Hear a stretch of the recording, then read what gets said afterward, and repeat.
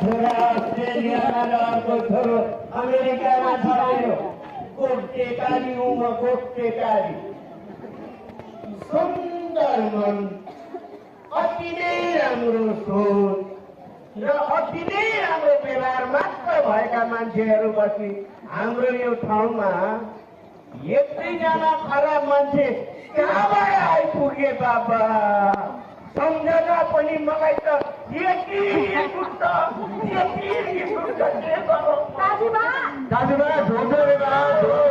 नमस्कार है, नमस्कार नमस्कार बाबु। के भयो हाम्रो काजीबालाई? बाप जहिले पनि यो गाउँमा हिँड्दाखेरि उज्यालो मुद्रामा हिँड्ने, बाप हिँड्दाखेरि गाउने उज्यालो हुन्थ्यो। आज त हाम्रो काजीमा आकाश गएर जसरी टप्रेर आउनु भएको छ, रिसाएर आउनु भएको छ। के टेन्सन पऱ्यो कि के समस्या पऱ्यो कि काजीमा? रिसाउनु परेन त बाबु नानी।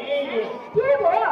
ल भन्नुहोस् त तपाईँले, हामीले हाम्रो यो ठाउँलाई के बनाउन खोजेको भन्नुहोस् त यहाँ। हामीले त यो ठाउँलाई दाइने प्रथा मुक्त, पाल्नु मुक्त, रमै हिसाब रहितको हाम्रो सुन्दर स्वस्थ सफा गाउँ बन्न खोजेर काजीमा हो नि।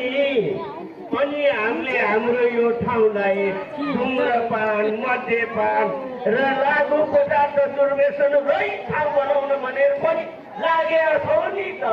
हो त काजीमा।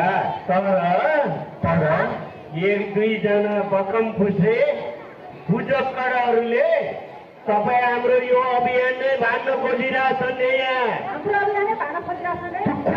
काजीमा त्यस्तो कसले गर्यो? ए नानी, कसले गर्यो भन्दा पनि यस्तो दूषित घृत काम किन गर्यो भन्ने कुरो छ के? हो त।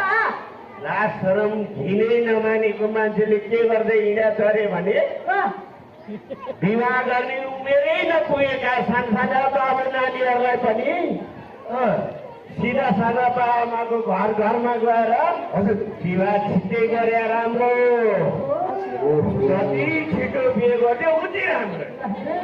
अझ बिहे गर्दा दाइजो ल्याउनु पनि पर्छ, बुहारी ल्याउँदाखेरि ल्याउनु पर्यो, छोरी दिँदाखेरि टन्नो दाइजो दिनु पर्यो भनेर नचाहिँदो उक्साएर हिँडिरहेछ अरे यहाँ।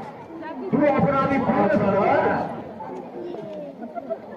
पोथी घरमा पोथी बाँसेको राम्रो हुँदैन है बाबु। यी महिलाहरूको त पुरै सुन्न हुँदैन भन्दै त्यसलाई च्याप्प समातेर सुसु पानीले च्याप लगाएर च्यापबाट मुडेर यो गाउँबाट दिनु भए अझ पाहाडले